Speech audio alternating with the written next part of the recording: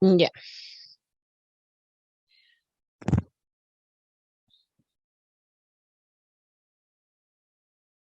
ya. Entonces, sí me escuchan ahí, ¿verdad? Sí, Doc. Sí, Sí, Doc, sí ya. lo escucho. Ok.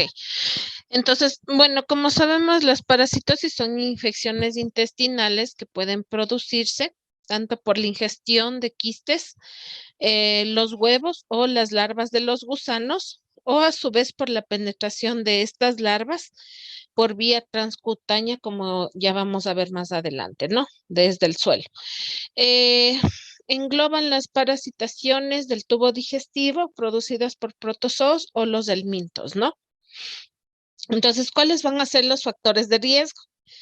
Eh, bueno, en las primeras etapas de vida, la interrupción temprana de la lactancia materna, habitar en áreas endémicas, que obviamente sabemos en qué áreas se producen más enfermedades parasitarias, la pobre educación sanitaria, la inadecuada eliminación de los desechos, obviamente las zonas sin accesos a agua potable y que obviamente no desconocen cómo clorar el agua, la desnutrición y la mala higiene en la manipulación de los alimentos, ¿no? Sea estos del servirse en el domicilio o a su vez cuando nosotros visitamos algún lugar de comida, ¿sí? Entonces vamos a tener la clasificación. Dentro de ahí pueden ustedes ver las principales parasitosis intestinales. Dentro de los protozoos tenemos la yardiasis, producida por la Yardia lambda, y una segunda instancia que pueden afectar en el aparato digestivo, que es la mebiasis, causada por la entamoeba histolítica, y el Cryptosporidium, ¿sí? Y los delmintos, en donde vamos a tener los oxiuros, enfermedades como producida por Ascaris lumbricoides, el Strongyloides stercolaris, que son los principales parásitos que van a afectar, ¿no? Entonces, la infección por los protozoos, empezamos por la Yardia, ¿sí? La yardiasis es una parasitación más común en el mundo. La máxima prevalencia en la cual nosotros vamos a encontrar yardias entre los 2 a 6 años, principalmente en niños que acuden a guarderías, y el periodo de incubación de este parásito es de 5 días, ¿no? Afecta al intestino delgado a nivel del duodeno y el yeyuno proximal, ¿no? No hay una afectación extraintestinal, y las posibles evoluciones clínicas que nosotros vamos a tener, es decir, que el paciente va a ser un portador asintomático, es decir, que no va a presentar ningún síntoma, ¿sí? Y a su vez el paciente con síntomas que puede producir diarrea aguda infecciosa, o a su vez, como ya habíamos visto dentro de las diarreas crónicas en temas anteriores, que una de las causas principales de que los niños presenten diarreas crónicas y que vamos a tener persistencia de los síntomas más allá de los 14 días de evolución, con síntomas gastrointestinales que son persistentes, y obviamente se va a desarrollar un dolor abdominal crónico, ¿no? Que van a mostrar estos pacientes, y obviamente podemos sospechar, podemos tener como causa principal la Yardia, ¿no? Entonces, ¿cómo va a ser la etiopatogenia de la Yardia, ¿no? Entonces, vamos a encontrar en este cuadrito en la cual por dónde nos vamos a tener la ingestión de este parásito. Entonces, se puede dar por diferentes formas, ¿no? Tenemos los quistes y los trofozoitos, ¿sí? Que obviamente cuando nosotros vamos a tener los trofozoitos, vamos a encontrar en las heces. Ese va a ser un diagnóstico que vamos a tener cuando nosotros tomamos la muestra de coproparasitario, ¿no? Entonces, bueno, los quistes se ingieren, ¿no? por medio del agua contaminada o de los alimentos contaminados, ¿no?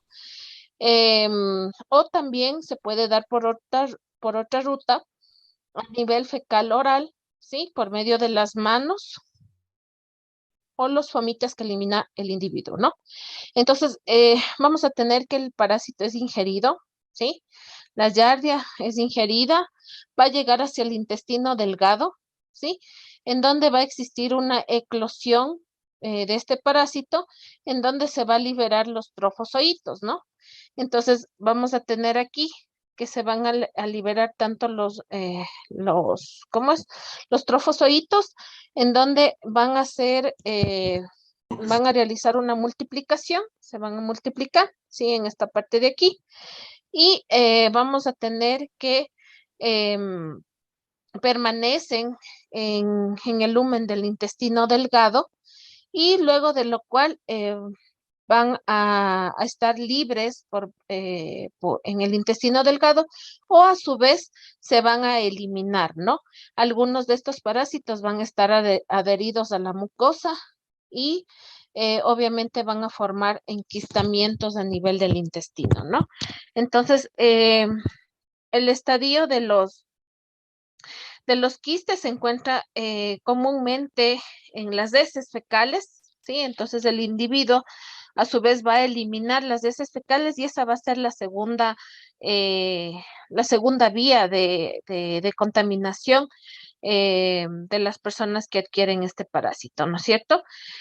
Eh, También a veces los parásitos pueden ser un reservorio en otros animales, pero es muy raro encontrarlo, ¿no? Entonces va a haber dos vías de contaminación, tanto en los alimentos contaminados y a su vez cuando ya se producen los trofosfoitos, estos van a ser eliminados hacia el exterior y va a haber una contaminación feco-oral, ¿sí? Entonces, ¿cuáles son los signos y síntomas clínicos de la yardiasis? En un 64 a 100%, los pacientes obviamente van a presentar diarrea, ¿sí? En segundo lugar, malestar general o debilidad generalizada. Va a existir una distensión abdominal, ¿sí? El paciente va a presentar bastante flatulencia y lo que menciona la característica del dolor abdominal en estos casos va a ser unos retortijones abdominales, ¿sí? En raros casos se va a presentar náuseas y donde menciona que son las características de la diarrea van a ser a su vez heces esteatorreicas. El paciente, como ya mencionábamos anteriormente, la yardiasis puede producir diarrea crónica, en donde el paciente va a tener pérdida de peso, porque obviamente las diarreas van a aumentar en número. Se va a presentar vómito. Es muy raro encontrar en estos pacientes y tenemos con una frecuencia del 0 al 28% vómito, fiebre, perdón, y estreñimiento, ¿no? Entonces, como causa principal, la diarrea, ¿no? Entonces, ¿cuál va a ser el diagnóstico que vamos a hacer en este tipo de pacientes? Obviamente, nosotros vamos a diferenciar el tipo de diarrea que presenta el paciente. Entonces, en este tipo de pacientes que nosotros sospechamos que tenga una yardia, va a ser una diarrea no disentérica, es decir, que las diarreas no van a tener sangre, tanto macroscópica como microscópicamente. La diarrea va a ser persistente, ¿no? Y diarreas intermitentes, como ya habíamos visto en la clasificación de las diarreas, el periodo de incubación de este parásito y que se va a prolongar en especial en los niños que tengan alguna patología de base, como es la desnutrición, ¿sí? ¿Qué va a provocar en el niño? Un retraso en el crecimiento y un dolor abdominal crónico, ¿no? Que nos va a relacionar con la infección de este parásito. Entonces, ¿qué es lo que vamos a solicitar en el paciente? Obviamente el coproparasitario, ¿sí? Pero nos menciona que para detectar la yardia, nosotros vamos a tener que solicitar coproparasitarios seriados, sí, que tiene una sensibilidad del 90%, y también existe la detección de antígenos de yardia en heces que tiene una sensibilidad mayor del 95%. Sí, dentro de eso también tenemos la reacción en cadena de la polimerasa, pero obviamente en este tipo de patologías el diagnóstico es clínico y la detección del agente causal en las heces fecales, ¿sí? Y el antecedente, obviamente, porque sabemos que eh, en ciertos lugares y los factores de riesgo que ya habíamos mencionado anteriormente nos van a hacer sospechar en esta patología. Entonces, ¿cuál es el tratamiento de la yardia? La yardia lo vamos a tratar con el metronidazol, ¿sí? La dosis es un poco más baja en cuanto a los otros tipos de parásitos que ya vamos a mencionar más adelante, pero en las yardias se le da el metronidazol a una dosis de 15 miligramos por kilo día, dividido en tres dosis, ¿no? Es decir, que vamos a dar a 5 miligramos por kilo dosis, ¿ya? El tratamiento se lo va a administrar por 5 días. ¿No? Entonces, tenemos dos presentaciones, va a haber en jarabe, que es de 255 ml, y las tabletitas de 500 miligramos. ¿Sí? Eso en cuanto a la yarda. No sé si tienen alguna pregunta hasta ahí.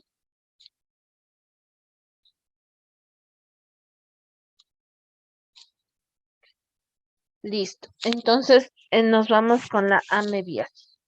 Entonces, tenemos como principal agente causal dentro de la amebiasis que comúnmente nosotros con mayor frecuencia encontramos es la amebistolítica, ¿no? Entonces, ¿qué vamos a tener? Constituye la tercera causa mundial de muerte por enfermedad parasitaria, en especial en los pacientes pediátricos, ¿sí? Vamos a tener que la infección se produce al ingerir quistes del parásito, ¿sí? Como ya habíamos mencionado anteriormente en la yardia también, se forman quistes, los cuales van a eclosionar y van a formar trofozoitos, ¿no? Entonces, estos quistes de amebistolítica son resistentes a bajas temperaturas, al cloro y a los ácidos gástricos, es decir, que por eso permanecen tanto tiempo en el organismo y a veces, obviamente, no se encuentra y se localiza, ¿no? ¿Qué más? Los quistes van a germinar en el intestino delgado, como vemos aquí en el ciclo el ciclo de vida prácticamente de la entamoeba histolítica. En el intestino delgado, como ya les mencioné, los quistes van a erosionar, ¿no? Y van a dar lugar a los trofozoitos, ¿sí? Estos trofozoitos van a colonizar el intestino delgado y van a colonizar la luz del intestino grueso hasta debajo del epitelio, ¿no? Provocando las características y la lesión que provocan en el intestino, ¿no? Entonces aquí vemos el ciclo y se va dividiendo, ¿no? Entonces indicaba que un quiste puede eclosionar y puede dar el resultado de hasta 8 trofozoitos, ¿no? De igual manera, la ingesta de agua contaminada o a nivel de fecal oral, ¿no? Entonces, ¿cuál va a ser las evoluciones clínicas en cuanto a la mebistolítica? En un 90% no vamos a encontrar síntomas presuntivos de esta patología. En el 90% son portadores asintomáticos, ¿sí? Y solo un 10% son sintomáticos, que a veces se puede confundir mucho con otro tipo de patologías y hemos tenido el caso en el cual la mayoría de pacientes que vienen con infección por parasitosis presentan un cuadro de dolor abdominal de varios días de evolución y que nos hace confundir con un abdomen agudo, ¿sí? El 10% de pacientes son sintomáticos que puede producir dos patologías como la colitis amebiana crónica, no disentérica, es decir, que no va a presentar sangre en las heces y es un 90% de los pacientes que presentan esta patología. Y vamos a tener de la colitis amebiana aguda, disentérica, es decir, que nosotros ya vamos a encontrar las características de las heces, que de cierta manera a veces encontramos sangre en las heces, ¿no? Eh, ¿Qué va a provocar esta amebia histolítica? Un cuadro grave de diarrea que va a tener la característica de ser mucopurulenta. Se va a acompañar muchas veces con pujos y tenesmo rectal, ¿no? Y a veces los pacientes pueden o no presentar fiebre. ¿Sí? Esas son las evoluciones clínicas de la amebia histolítica. Entonces, ¿qué va a pasar con la mebiasis? Es muy importante saberlo. Ya hemos tenido el caso de que pacientes pediátricos, al no tener un diagnóstico adecuado, podemos tener la invasión de las amebas y vamos a tener que a veces se forman abscesos amebianos, sí, que se los puede localizar en diferentes partes del cuerpo, sí, como principalmente a nivel del hígado y también en ciertos casos a nivel del cráneo mencionaban, ¿no? Entonces, es muy importante tratar a tiempo este tipo de patología, ¿no? Entonces, ¿cómo va a ser el diagnóstico de la amebia histolítica? Obviamente vamos a pedir exámenes de coproparasitario en el cual nosotros vamos a visualizar los quistes de amebia histolítica, ¿no? En las amebiasis intestinales. Cuando vamos a sospechar de un cuadro de diarrea por el que viene el paciente y vamos a realizar este tipo de examen. Y en las amebiasis gastrointestinales es muy importante el diagnóstico diferencial de otro tipo de patologías y nosotros podemos solicitar pruebas inmunológicas de lisa, inmunofluorescencia indirecta y hemaglutinación indirecta, ¿no? Para localizar la amebia histolítica, pero por lo general es casos muy raros que se presente un absceso amebiano, ¿no? Más que todo por las patologías de base que tienen los pacientes. Entonces, ¿cuál es el tratamiento de la amebia histolítica? Nosotros tratamos con dos antiparasitarios, ¿sí? Como es el albendazol. El albendazol en el primer día de tratamiento, ¿no? Nosotros primero vamos a iniciar con el albendazol. em, Nosotros damos una dosis única en la noche, ¿sí? Nosotros recibimos el resultado, esa noche le damos albendazol.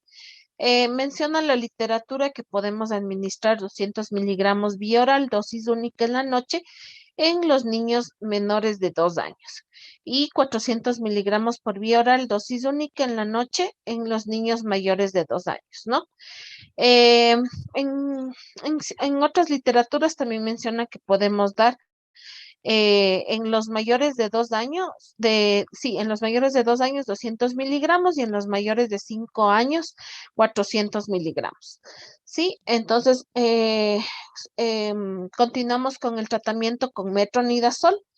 Sí, y el metronidazol en un cálculo de dosis mayor que el de la yardia, a una dosis de 30 miligramos por kilo día. Vamos a dividir esto en 3 dosis y lo vamos a administrar después de cada comida, ¿no? Esa es la indicación para este tipo de tratamiento.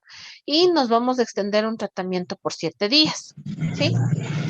Se dice que a veces, bueno, a veces nosotros eh, nos hacemos la pregunta el por qué nosotros primero damos albendazol y luego metronidazol. Sí, se dice que el metronidazol actúa a nivel del parásito y hace que el parásito empiece a migrar hacia otros lados del intestino o hacia otras partes del cuerpo y que por esa razón en algunos pacientes em, se logra observar unos abscesos amebianos, porque obviamente el parásito migra, ¿sí? Eh, Mientras que a nosotros administrar primero el albendazol actúa a nivel neuronal, sería del parásito, entonces hace que el parásito se quede estático y al momento que nosotros administramos el metronidazol, es más fácil que el parásito empiece a morir en el mismo lugar en donde está localizado, ¿no?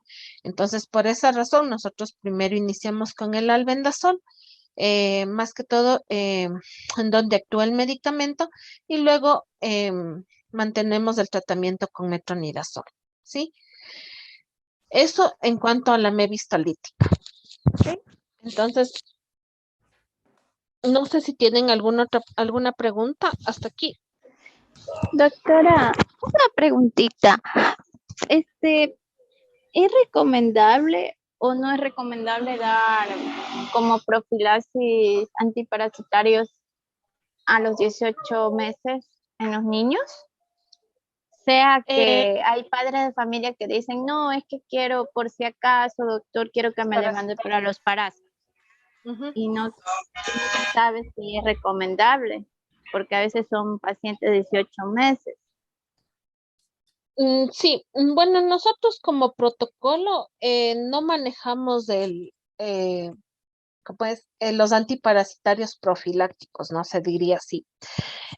Porque nosotros debemos saber qué tipo de parásitos o qué tipo de amebas o bacterias tiene el paciente. Entonces, nosotros sin un resultado de un coproparasitario, nosotros no administramos tratamiento y no sería aconsejable porque la verdad a veces algunos no solamente dan el metronidazol o albendazol, sino se van más allá de eso, lo manejan prácticamente con antiparasitarios, que es más indicado en adultos, y provocan que los niños eh, empiecen, así no sean asintomáticos, inicien con diarreas y matan la flora bacteriana normal del intestino. Entonces, por esa razón, nosotros no administramos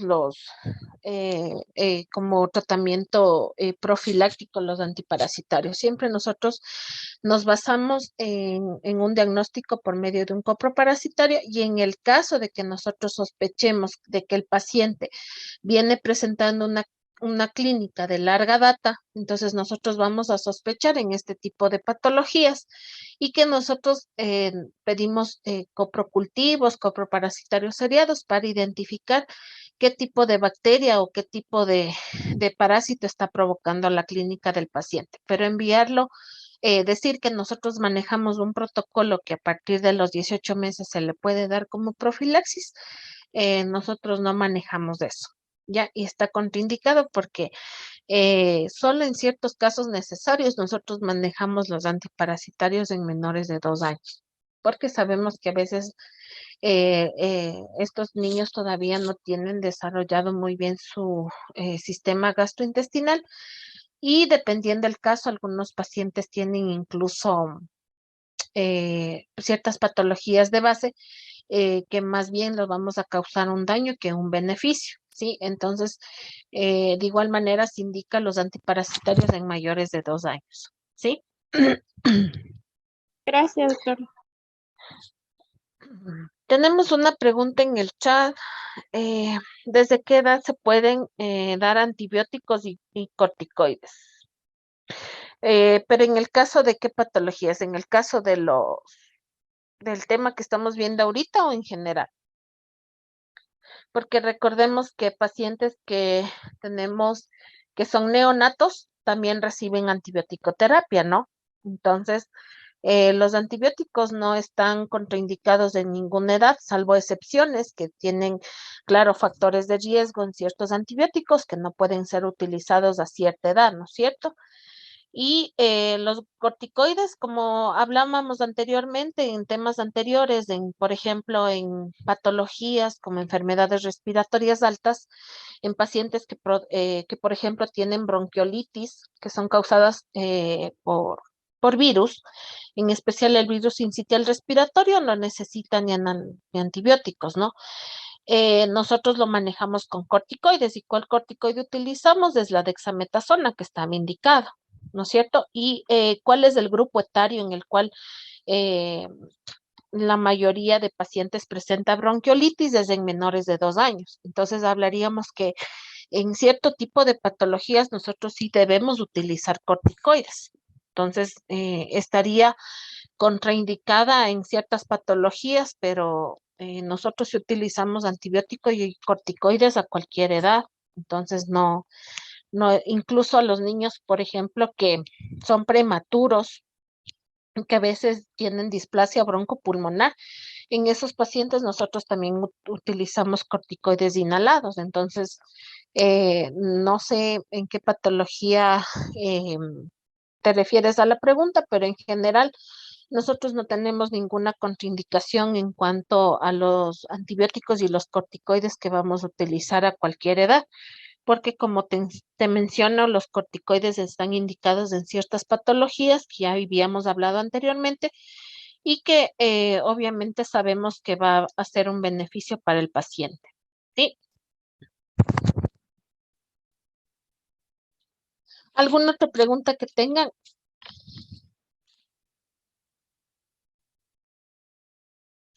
Listo. Entonces vamos a ver la patología causada por el Cryptosporidium, ¿sí?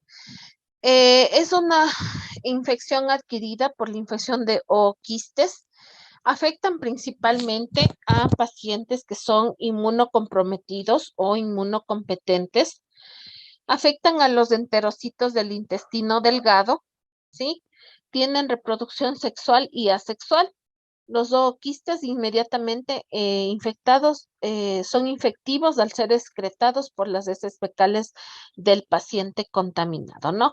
Se va a hacer la contaminación? Vemos en la fotografía, vamos igual a ver por medio del agua contaminada, ¿sí? El agua que no es potable. Y este paciente va a adquirir, va a ingerir los quistes, van a llegar hacia el intestino delgado y va a eclosionar y liberar el, el quiste infectivo, ¿no? Estos van a ser excretados y obviamente nuevamente va el ciclo de ingestión nuevamente del Cryptosporidium, ¿no? Y es una causa importante en cuanto a pacientes desnutridos, ¿no? Entonces, nosotros en pacientes que vienen con una malnutrición, nosotros debemos sospechar que tal vez, y dependiendo la zona endémica en el cual viva el paciente, ¿no? Porque como sabemos en este tipo de patologías debemos ver los factores de riesgo, principalmente en la zona endémica en el que viven, ¿no? Entonces, nosotros sospechar en este tipo de parásito, ¿ya? Entonces, bueno, esta patología, esta enfermedad diarreica está presente en todo el mundo, causado por el Cryptosporidium, más frecuentes en países en vías de desarrollo, en los cuales tienen zonas endémicas que no tienen todavía agua potable y principalmente se observa en niños menores de 2 años. ¿Sí? Está asociado a personas que tengan animales, que tengan contacto directo con los animalitos, que duerman dentro de casa y es muy frecuente en las guarderías, ¿sí? Es capaz de sobrevivir en ambientes clorados y también puede sobrevivir en largos periodos de tiempo y por fuera del huésped, ¿no? ¿Cuáles son las manifestaciones clínicas que vamos a encontrar en nuestro paciente pediátrico? Nosotros vamos a encontrar una diarrea líquida, sin sangre, un dolor abdominal difuso, vamos a encontrar náuseas y muchas veces vómitos. El niño va a presentar anorexia y la característica principal en la cual vamos a localizar en este tipo de patologías, los pacientes más grandecitos nos van a mencionar que tienen mialgias, artralgias o a su vez cefalea, ¿sí? ¿Cuál es el diagnóstico? El diagnóstico para este tipo de parásito, nosotros vamos a localizar en un coproparasitario seriado, vamos a, a mencionar al paciente que tiene que tomar 3 muestras a día seguido sí, y muestras de y que obviamente nos van a identificar al parásito, ¿no? Pero a su vez nosotros también tenemos pruebas específicas donde vamos a hacer el PCR del parásito y vamos a localizar este tipo de germen causal, ¿no? ¿Cuál es el tratamiento? Nosotros vamos a utilizar, bueno, en inmunocompetentes menciona la literatura que no requiere tratamiento, que más que todo vamos a tomar las medidas generales, un soporte en cuanto a la hidratación. Entonces, si el paciente presenta diarreas, nosotros vamos a utilizar sales de rehidratación oral, mantener hidratado a nuestro paciente pediátrico.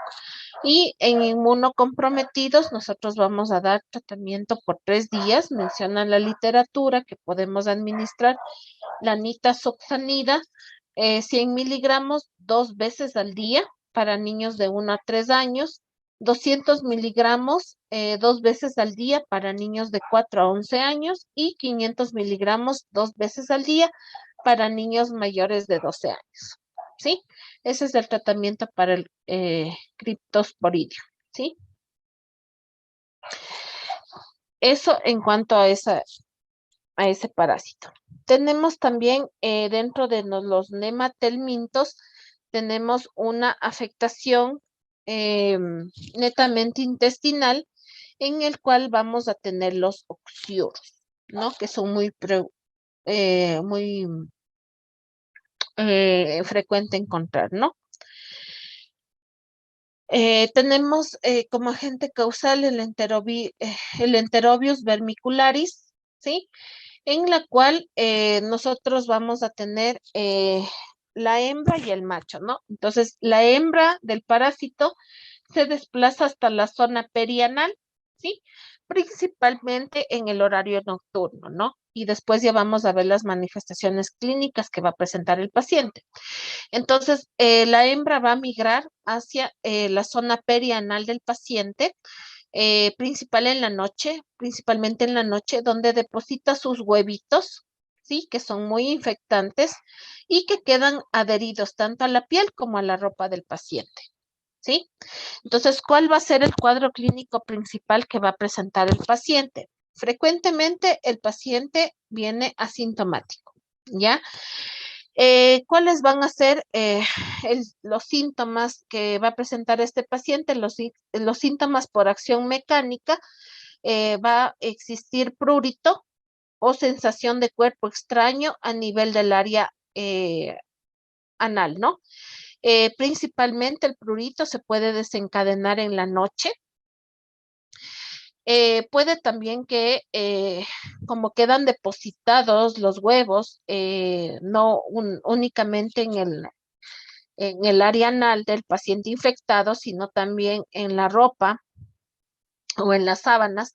Entonces, este tipo de parásito va a existir también una invasión genital que puede provocar en ciertas ocasiones una vulvovaginitis. Sí, el paciente va a despertarse en la noche, pero principalmente porque presenta bastante prurito anal, ¿no? Vamos a tener, y al examen físico vamos a encontrar escoriaciones por el rascado que presenta el paciente. De cierta manera, a veces el paciente puede presentar dolor abdominal, que principalmente menciona la literatura que se puede localizar a nivel de fósilaca derecha y nos puede hacer confundir con una apendicitis aguda, ¿sí? Eso en cuanto al cuadro clínico, ¿sí? Entonces, ¿cuál va a ser el diagnóstico? ¿Sí? El diagnóstico, bueno, puede ser clínico por las manifestaciones que ya les mencionaba en cuanto al paciente, ¿no? El paciente presenta bastante prurito anal, ¿ya? Pero tenemos un diagnóstico para identificar el oxiuro, en donde se utiliza el método de Graham, que menciona que es una cinta adhesiva en donde se va a realizar un raspado perianal del paciente, ¿sí? Por 3 días consecutivos. Entonces realizan el raspado perianal, colocan en la cinta adhesiva y esta a su vez va a ser localizada en al microscopio, va a ser identificado este parásito, ¿no? ¿Por cuántos días se va a hacer? Por 3 días seguidos y tiene un 90% de sensibilidad, ¿sí? Así podemos localizar al parásito. Eh, También nosotros, ¿cuál es el tratamiento que vamos a utilizar en este tipo de pacientes? Nosotros vamos a tratar no solamente a la persona que esté infectada, sino a los familiares, porque como les mencionaba, a veces este tipo de parásitos se adhiere a a la ropa o a las sábanas del paciente. Es por eso que igual se tiene que recomendar el aseo habitual de las prendas personales del paciente infectado y de sus familiares. Bueno, en el mebendazol, que está indicado como primera elección, pero que en el mercado ya no disponemos a veces de mebendazol, es de 100 miligramos vía oral a todas las edades, una sola dosis y repetir a las 2 siguientes semanas. Sí, como les mencionaba, hay veces que se quedan los huevitos adheridos, entonces sí hay que tener esta precaución de nuevamente repetir el tratamiento. Y está indicada también el albendazol, que esa es la que utilizamos normalmente dentro del protocolo, una dosis única de 400 miligramos vía oral para todas las edades y una sola dosis repetir a las 2 semanas. Y lo importante es tratar también a los familiares, tener las medidas adecuadas de aseo en el hogar para evitar seguir el contagio a los demás miembros de la familia. Eso en cuanto a ¿cómo es? A los oxiuros. ¿Alguna pregunta hasta ahí?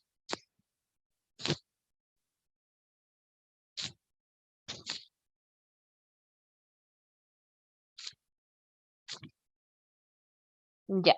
Entonces, vamos a tener los ascaris, ¿no? Los ascaris lumbricoides, que nosotros en pediatría, nosotros sí hemos tenido varios pacientes que han venido complicados por este tipo de parásitos, sí, que nosotros tenemos que incluso, hemos tenido varios pacientes que incluso han ingresado a quirófano, ¿no? Por esta invasión de los ascaris lumbricoides. Entonces, nosotros vamos a tener el ciclo biológico de las ascaris lumbricoides, ¿sí? Nosotros vamos a tener, primeramente, que vamos a tener primero el parásito adulto, ¿sí? Que es el ascaris, en donde este ascaris vive en la luz del intestino delgado, ¿sí? Es decir, aquí, ¿no? Aquí está el número 1, en donde está el parásito adulto, ¿sí?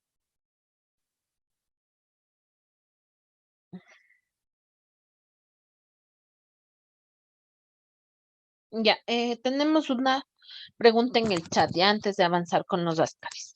Menciona que en los oxiuros en toda edad se da 400 miligramos y se repite a las 2 semanas. No hay que hacer ninguna conversión. Ya, menciona la literatura que son 400 miligramos en todas las edades, ¿sí? No hay que hacer ninguna conversión porque, bueno, la presentación del albendazol viene en frasquito, en un frasco que contiene 200 miligramos, es decir, 20 ml en un frasquito, o a su vez viene una tableta completa de 400 miligramos, ¿sí? Entonces, esa tableta nosotros principalmente utilizamos en pacientes ya mayores, que son 10, 12, 14 años, que ya puedan ingerir la tableta, o a su vez nosotros enviamos el frasquito, que es la presentación que tiene el albendazol, ¿sí? Entonces, en ese tipo, en lo que tú mencionas que hay que hacer alguna conversión, no, ninguna, porque ya viene el frasquito preparado en cuanto a los pacientes que son más pequeñitos y que solamente se les da una sola dosis de todo el frasco en la noche. Y a los pacientes que son más grandecitos, las tabletas de 400 miligramos. No. Ya, eso en cuanto a al manejo de ¿cómo se llama? De los oxiuros, ¿sí? Y bueno, no sé si te referías a la dosis en cuanto a los adultos. La dosis de los adultos es mayor, ¿no? Y en algunos casos, cuando los pacientes, esto mencionando en el tratamiento de los pediátricos, ¿no? Que menciona el albendazol en dosis de 400 miligramos hasta más o menos los 12 años.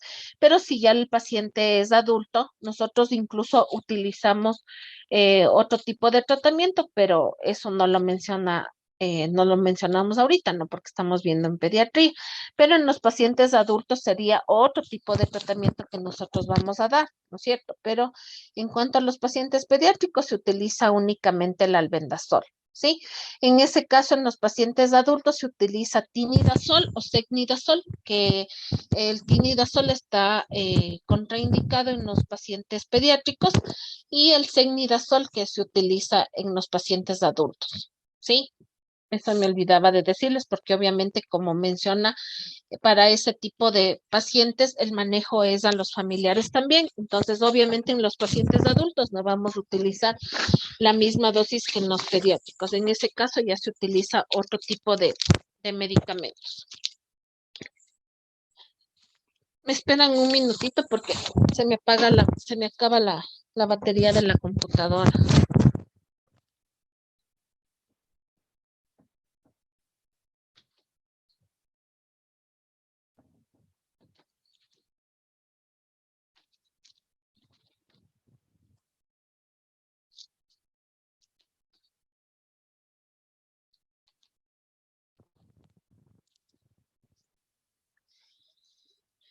Listo, ahora sí. Ya, entonces, ¿no tienen ninguna otra pregunta en cuanto a los oxiuros?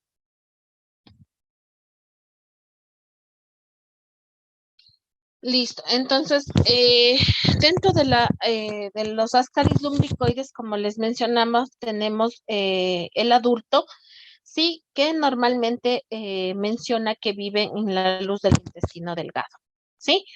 En cuanto a la hembra, nosotros tenemos que normalmente una hembra puede producir hasta 200,000 huevos por día, ¿sí? Los huevitos de la hembra pueden ser excretados por las heces fecales, ¿sí? Y obviamente estos huevitos que no están fertilizados todavía pueden ingerirse, pero no son infecciosos, ¿sí? De cierta manera. Entonces aquí tenemos el huevo no fértil, ¿sí? Que no hay desarrollo biológico, se puede localizar en las heces, pero también nosotros podemos tener el huevo fertilizado que va a provocar la infección en el individuo, ¿no es cierto? Entonces, según los huevos que nosotros vamos a tener, si están fértiles, son fecundados y se vuelven infecciosos después de 18 días o varias semanas después. ¿Sí? Sí, obviamente encuentran las condiciones del medio adecuados para estos desarrollarse y ser fuente de infección, ¿no? Entonces, nosotros, ¿qué vamos a tener? Como ya tenemos el huevo fertilizado, este se va a desarrollar y va a eclosionar. Entonces nosotros tenemos ya el huevo infectivo, que es la larva, ¿no es cierto?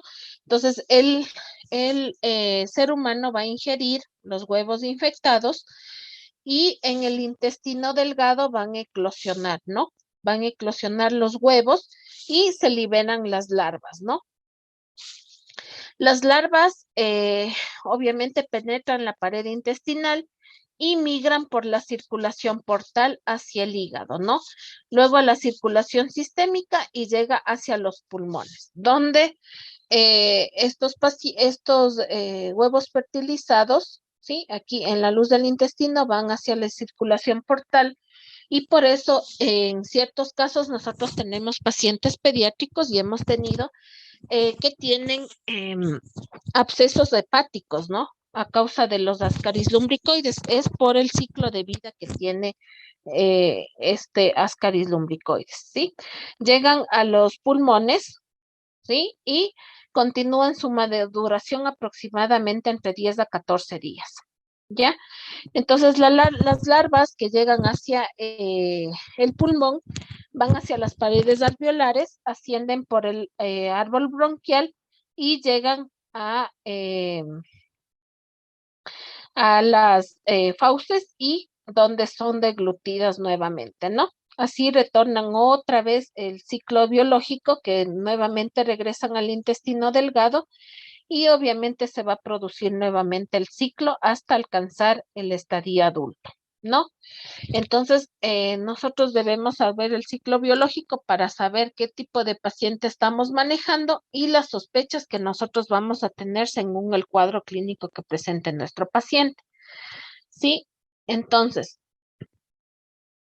la OMS estima que 1.000 a 1.500 millones de personas tienen prevalencia en esta patología y 1 millón anual la incidencia, ¿no? La localización en su estadio adulto es a nivel del intestino delgado y la forma infectante, es decir, el huevo embrionado, formado a partir del huevo fecundado o fértil en el medio exterior, ¿no?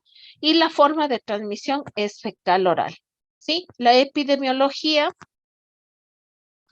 es un helminto transmitido por el suelo, más frecuentemente encontrar en climas templados y tropicales, la edad frecuente en el cual nosotros vamos a encontrar pacientes infectados por Ascaris lumbricoides desde en preescolares y en escolares, y el mecanismo de transmisión en este grupo etario es por mano-boca, ¿no? La geofagia que se llama, ingieren los huevos infectantes, ¿no? Entonces ahí vemos la fotografía y nosotros en pediatría por unas 3 ocasiones que los pacientes tienen una infestación de Ascaris lumbricoides, nosotros hemos visto, como ven la fotografía de este pacientito, nosotros sí hemos visto la salida de los Ascaris por la nariz, por la boca, ¿sí? Entonces tenemos cuadro clínico, ¿no? El cuadro clínico en su etapa intestinal es provocado por el parásito adulto. El paciente va a presentar un dolor abdominal, va a tener diarreas, evacuaciones diarreicas que son abundantes y en un gran número de 10 a 15 diarreas por día. El paciente va a presentar hiporexia, palidez, pérdida de peso y un ataque del estado general, ¿no? Nosotros en ciertos casos ya vemos más adelante y si hemos tenido los casos de pacientes que vienen con anemia y con un cuadro de obstrucción intestinal, ¿sí? Que obviamente nos hace confundir con un abdomen agudo, ¿ya? Pero, y hemos tenido el caso que los pacientes ingresan a quirófano por un abdomen agudo y resulta que empiezan a mostrar los videos y en los protocolos también nos mencionan que encontraron infestación de Ascaris lumbricoides, ¿sí? En ciertos casos también tenemos abscesos hepáticos en donde obviamente el paciente ya va a cambiar su aspecto. Vamos a encontrar incluso alteraciones algunos pacientes tienen ictericia, ¿sí? En ciertos casos, dependiendo la localización del absceso hepático tienen una anorexia y a veces nosotros localizamos al examen físico una hepatomegalia, ¿no? Eso en cuanto a la etapa intestinal que nosotros del paciente vamos a localizar estos síntomas. Mientras que cuando nosotros tenemos la migración de las larvas, ¿sí? Según el ciclo biológico, las larvas migraban hacia la parte del hígado y hacia los pulmones, ¿no? Entonces, ¿qué van a provocar en este sentido? Van a provocar síntomas alérgicos, ¿sí? Fiebre, urticaria y granulomatosis, ¿no? Como vemos en la fotografía de este pequeño, ¿ya? También nosotros podemos localizar las manifestaciones similares, pero nosotros tenemos un síndrome importante que se da cuando la migración de las larvas por Ascaris lumbricoides llega hacia el pulmón. Nosotros tenemos el síndrome de Lofer, ¿sí? El síndrome de Lofer, ¿por qué se caracteriza?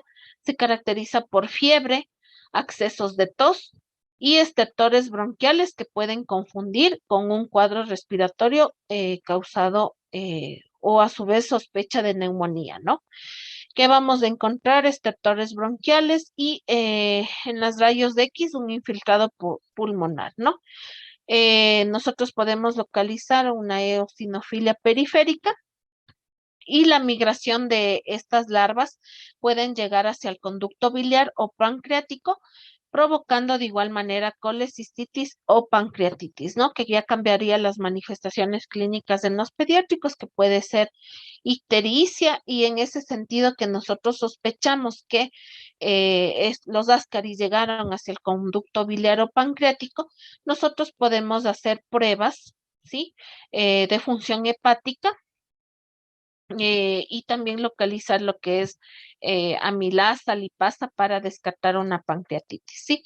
Pero bueno, en ciertos casos nosotros no hemos llegado a ese caso, no hemos tenido un paciente que haya tenido colecistitis, creo que 2 ocasiones tuvimos colecistitis a causa de ascaris, que nosotros al realizar un eco abdominal nos localiza una imagen y que obviamente nos hace sospechar de que tiene una invasión de larvas de Ascaris lumbricoides. Lo que sí hemos visto es los abscesos hepáticos y también cuadros de abdómenes agudos y que terminan en una obstrucción intestinal, pero a causa de del Ascaris lumbricoides, ¿sí? Entonces, ¿cuál va a ser el diagnóstico en un hallazgo del parásito o sus huevos en la materia fecal? ¿Sí? O de las larvas a nivel del esputo, si nosotros sospechamos en un síndrome de Lofer, o en material gástrico, si coincide con la fase pulmonar de este tipo de larva, ¿no? Y la excreción de los huevos por los gusanos de hembra es muy elevado, ¿no? Como mencionaba, puede depositar más de 200,000 huevos, ¿no? ¿Cuál es el tratamiento en estos pacientes? El tratamiento, aunque muchos fármacos han sido eficaces contra el ascaris, nosotros vemos que ha habido buen resultado con el albendazol, ¿sí? 400 miligramos en dosis únicas, ¿sí? Para todas las edades, una dosis en la noche, ¿sí? Este tratamiento, si nosotros sospechamos que el paciente ya tiene complicaciones, nosotros podemos incluso repetir una dosis en los 8 días posteriores, ¿no? También está indicado el mebendazol, 100 miligramos cada 12 horas durante 3 días o 500 miligramos una dosis única. Y menciona que el tratamiento para personas adultas está indicado el pamoato de pirantel, adultos 10 miligramos por kilo, dosis única, ¿no? Eso en cuanto a el manejo de estos pacientes con infección por ascaris, ¿sí? Entonces, aquí les quería mencionar un poco sobre el síndrome de Lofer, ¿sí? Eh, el síndrome de Lofer, aquí nosotros tenemos una tablita en lo cual nosotros podemos diagnosticar y diferenciar este síndrome y que nosotros, porque como obviamente les mencionaba, nosotros vamos a confundir con una neumonía, entonces nosotros podemos diferenciar en cuanto a la prueba y a los eosinófilos que van a estar muy elevados, ¿no? Entonces, cuando nosotros encontramos, tenemos una clasificación que es leve, moderada o severa, ¿no? Entonces vamos a encontrar una hipersensibilidad inmunológica a las caries lumbricoides, ¿sí? Y que nosotros vamos a encontrar de 500 a 1500 eosinófilos por milímetro cúbico, es una leve, un síndrome leve, moderada de 1500 a 5000 eosinófilos por milímetro cúbico y severa más de 5000 eosinófilos por milímetro cúbico, ¿sí? ¿Cuál va a ser la clínica? Las manifestaciones son autolimitadas con resolución de 1 a 2 semanas. Se caracteriza clínicamente por la presencia de fiebre, tos no productiva, disnea de leve a severa y hemoptisis ocasionalmente, ¿no? Y el síndrome de Lofer puede afectar a todas las personas de cualquier edad, ¿no? El síndrome de Lofer presenta como un cuadro respiratorio agudo, febril, con tos espasmódica, expectoración ocasionalmente hemotoica, sibilancias, estetoles de fina burbuja y signos de consolidación que nosotros vamos a observar ya en la placa de tórax que vamos a realizar, ¿no? Simula una neumonía atípica, entonces es muy difícil de localizar a no ser que el paciente presente otro tipo de cuadro y obviamente localizar mediante el diagnóstico se le va a realizar pruebas de sangre en donde vamos a tener una eosinofilia, estudios serológicos y rayos X, ¿no? Que vamos a tener, que menciona que se van a ver como sombras de gusanos, ¿no? Que vamos a ver aquí en la placa de tórax. El tratamiento que ya mencionábamos, bueno, en el pediátrico era 400 miligramos día, dosis única, y 200 miligramos día en menores de 2 años. Y el pamoato de Pirantel, 11 miligramos por kilo en una sola dosis, ¿no? Nosotros, cuando hemos tenido el caso de los pacientes con cuadro de abdomen agudo supuestamente y que terminan en una obstrucción intestinal y es a causa de los ascaris, nosotros obviamente en ese paciente vamos a tener que él no va a comer porque va a ser intervenido quirúrgicamente. En ese caso nosotros tenemos que de ley dar un tratamiento antiparasitario porque obviamente las caries, como les mencionaba, empiezan a migrar, ¿sí? Porque obviamente vamos a limpiar la cavidad abdominal, pero ciertamente es que durante el proceso de recuperación del paciente hemos visto que aún tienen larvas dentro del organismo y que empiezan a eliminarlo por la nariz, por la boca y en estos casos muy delicados que hemos tenido que intervenir quirúrgicamente, los pacientes no van a comer. Entonces, en ese sentido, no podemos administrar el albendazol.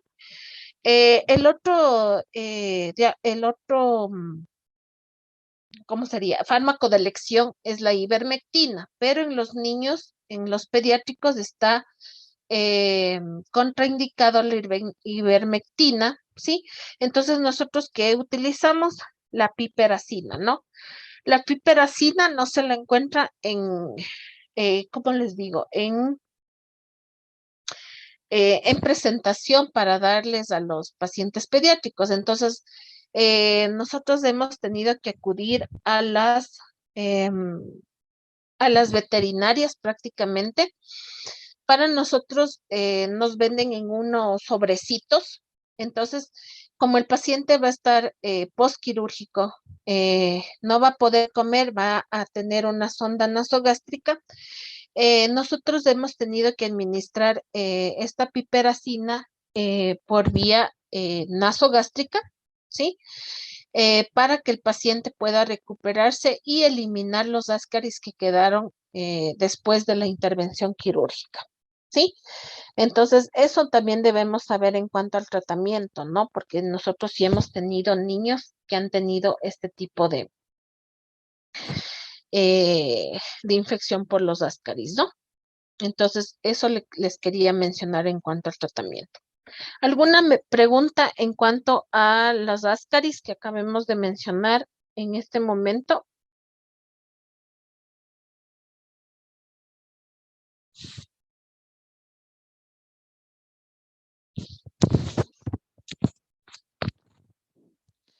Em, la dosis, cierto, la dosis del medicamento de la piperacina que nosotros utilizamos eh, en estos casos especiales en los niños es la dosis es de 65 miligramos por kilo día en una sola toma, ¿sí? Nosotros, mientras el paciente esté hospitalizado, solo le damos 3 tomas seguidas por 3 días consecutivos. Y si el paciente ya puede tolerar la vía oral, nosotros ya le cambiamos al albendazol. Y el albendazol se lo va a administrar una dosis en la noche y luego vamos a tratar a la familia y en 8 días posteriores nuevamente repetimos la dosis de albendazol, por cuanto sabemos que a veces los ascaris nosotros todavía está presente en el organismo del paciente, entonces tenemos que prevenir que esas larvas que hayan quedado restantes vayan se ubiquen en otro tipo de sistemas del paciente, ¿sí? Eso en cuanto a ese tratamiento. Entonces, vamos a tener otra infección que es la uncinariasis causado por el Decator americano y el ancilostoma, ¿no? Entonces, afecta aproximadamente a 576 millones de personas en el mundo. El Decator americano tiene una forma infestante que va a provocar la infección del paciente, que es una larva filariforme envainada que penetra por la piel y se desarrolla a partir de los huevos, ¿no? En el medio externo. Y el ancilostoma duodenal, que es la forma infestante, es una larva filariforme envainada que penetra por la piel, pero se puede adquirir por vía oral o transplacentaria, ¿sí? Entonces, vamos a tener las dos, ¿no? Se menciona que el paciente va a tener la predisposición de adquirir este parásito porque el paciente infestante elimina por las heces, ¿sí? Aquí nosotros vemos los adultos desarrollados, ¿no? Del Decator americano y del ancilostoma duodenales, casi el mismo ciclo, elimina el paciente estos huevos, ¿sí? Por medio de las heces, se convierte en una larva y luego va a localizarse ya como adulto. Y esto en el medio externo, nosotros podemos ubicarlos en el medio externo y el paciente dice que penetra por la piel, ¿no? Por la piel y se infesta hacia el torrente sanguíneo. ¿Ya? ¿Cuál es la patogenia? La morbilidad principal por este tipo de patología es por pérdidas escasas sanguíneas intestinales, porque menciona principalmente las ancilostoma duodenale. El parásito tiene este tipo de como dientecitos que penetra a nivel de la mucosa y submucosa del intestino delgado y va a ser como placas cortantes o como dientes que ya les había mencionado aquí, el gusano. Entonces se adhiere a la mucosa y provoca que exista una rotura pequeña del intestino delgado y exista pérdidas sanguíneas intestinales en poca cantidad, ¿no? Entonces, ¿qué va a hacer el gusano adulto? Rompe los capilares sanguíneos y digiere la sangre, ¿no? Inhibe la respuesta inmune mediante la liberación de polipéptidos antiinflamatorios y provoca en el paciente anemia o hipoalbuminemia por disminución de la absorción intestinal de proteínas, ¿no? Porque el parásito va a estar pegado a la mucosa o submucosa del intestino delgado. Entonces, ¿cuáles van a ser las manifestaciones clínicas que el paciente va a presentar?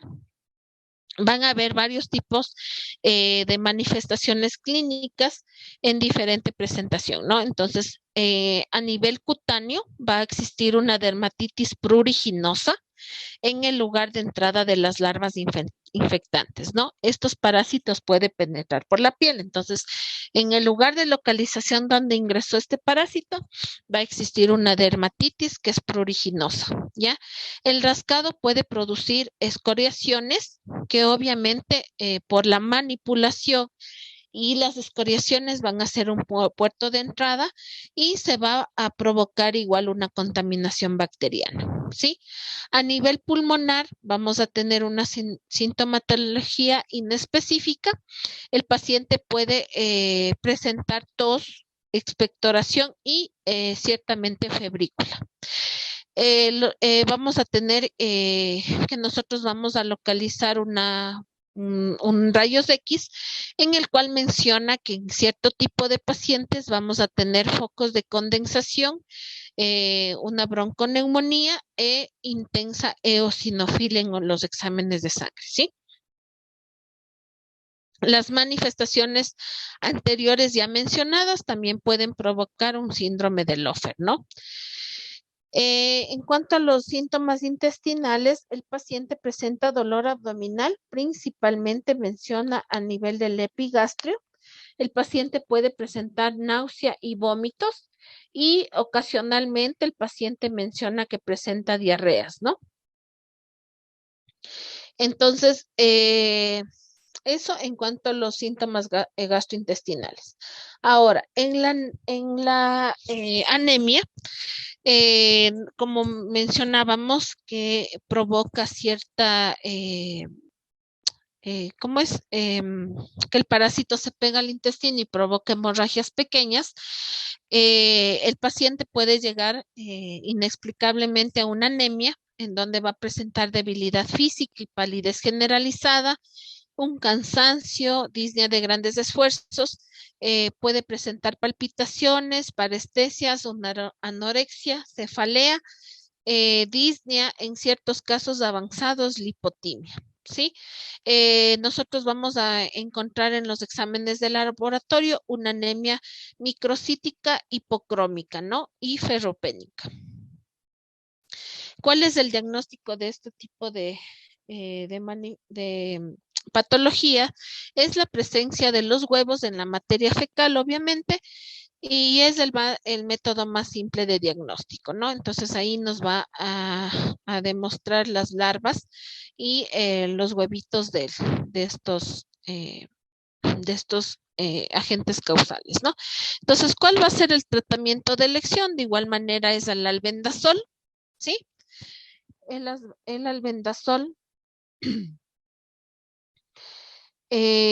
400 miligramos, una dosis única, y el albendazol que nos indica 100 miligramos cada 12 horas por 3 días, ¿sí? Entonces aquí nosotros tenemos la presentación que les mencionaba del albendazol, que les puse ahí una tablita en la cual menciona las formas farmacéuticas y cuánto viene en cada frasquito, ¿no? Entonces ahí nos podemos fijar que vienen tabletas de 200 miligramos, un envase caja con 6 tabletas y también tenemos las suspensiones orales, ¿no? Que viene de 400 ml en un envase de 20 ml y ese es el tratamiento en este tipo de pacientes, ¿sí? Tenemos una pregunta en el chat, déjenme ver.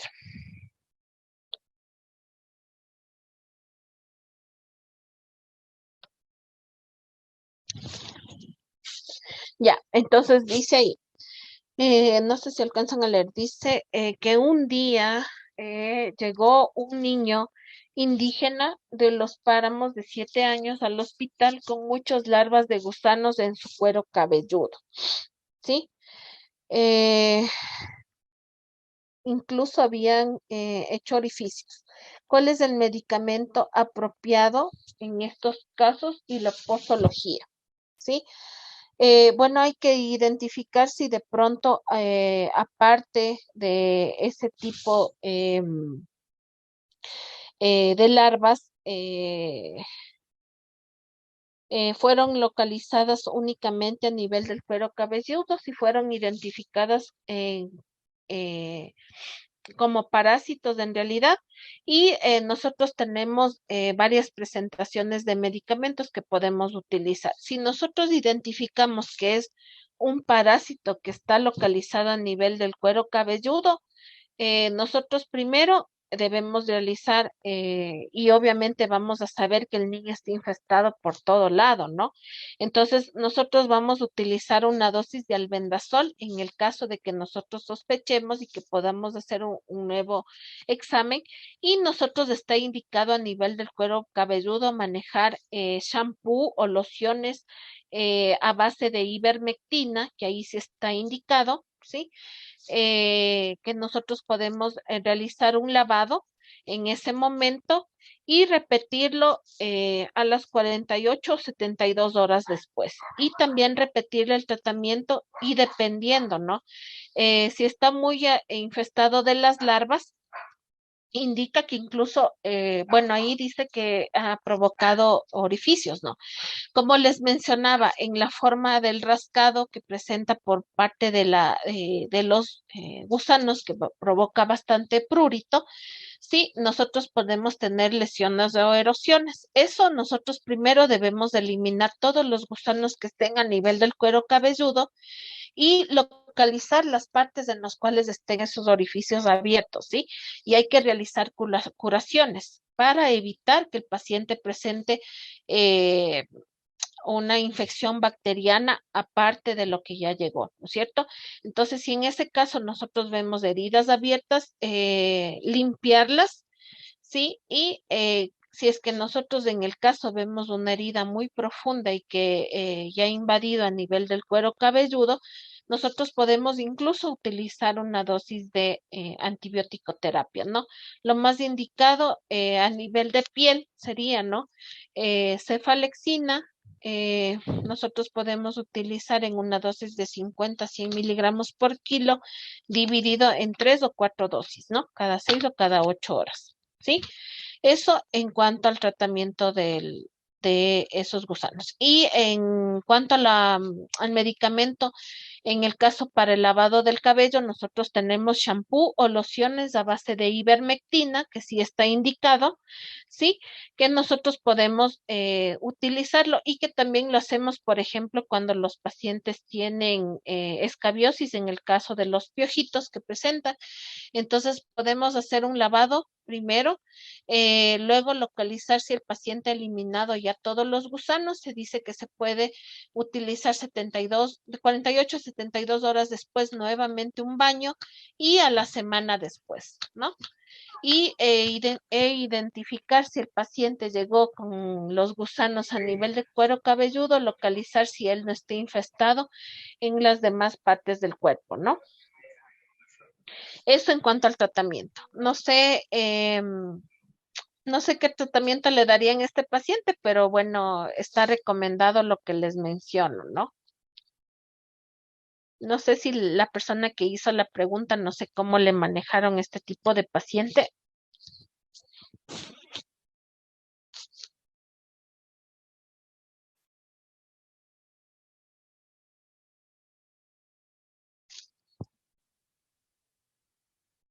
¿Se fue? No sé si nos indica la persona que puso ahí la pregunta, no sé con qué le manejaron en el centro de salud que llegó este paciente.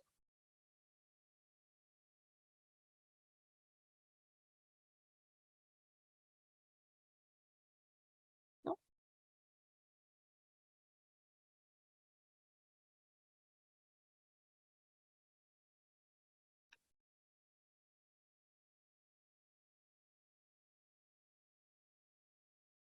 Ok, ya. Ah, ya, listo. Dice que, bueno, esa persona tuvo que consultar con otra persona porque no sabía cómo manejarlo. Bueno, en el caso de que les llegue ese paciente, nosotros ya sabemos cómo proceder y protegernos y cubrirnos con antibiótico en el caso de que las lesiones sean muy profundas y provoquen una sobreinfección bacteriana. ¿Sí? Ya, listo, chicos. ¿Alguna pregunta hasta aquí de los temas que hemos visto? Nos falta todavía las tenias, ¿sí?